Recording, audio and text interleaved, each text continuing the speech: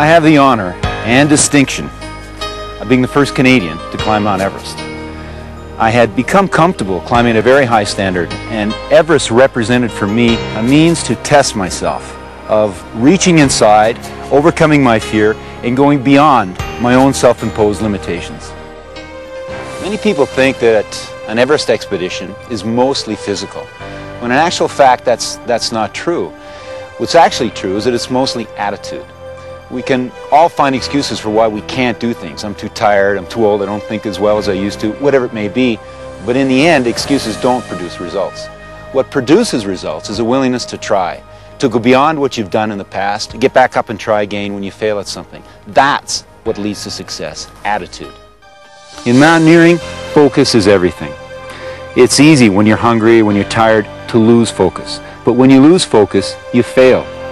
Focus is the key to success. An Everest expedition is an exercise in teamwork. The mountain has been climbed solo, but in actual fact more people have died trying to do it alone than when working together within a team. Teamwork allows ordinary people to go beyond what they'd normally be capable of achieving as an individual and achieve extraordinary things. Dependability? I guess you wouldn't get very far in mountaineering on a team effort without being able to depend on the people that are in your team. Depend on them coming through when they promise they're bringing this particular gear up. They're going to be at such and such a place to support you when you're making a summit attempt. That should you make the summit attempt, you've got them backing you up. They promise they're going to be there, so you rely on that.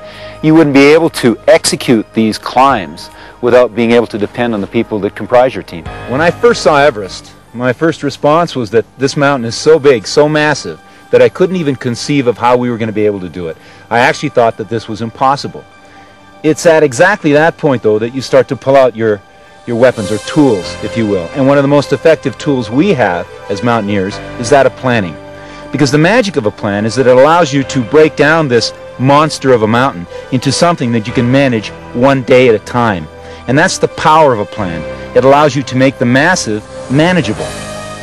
As a mountaineer, one of the keys to our success in big mountains is efficiency. I have been involved in 2 successful Everest expeditions. The second one we were able to achieve with less gear, less personnel, less equipment, and by a route much more difficult than we'd ever done before. The key to our efficiency was teamwork. You have to be able to change your point of view in mountaineering to be successful. And a good example of that would be how in the early 1970s, when we were attempting a particular frozen waterfall, we were told by members of the established climbing community, who knew a lot more about it than we did, that this particular climb was going to be impossible. They said it was going to be impossible because it was too long, it was too steep, it was too thin, it was too wet. And on the first 3 attempts that we didn't succeed on, they actually felt that we had failed on it. I looked at those attempts more as acts of reconnaissance, though, to gather information about this problem that I knew was very difficult.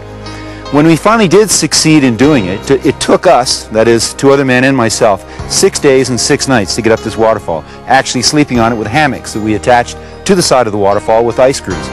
We never would have been able to achieve this particular climb if we'd followed traditional rules. We had to be creative and imaginative. And by being creative, we achieved what others said couldn't be done.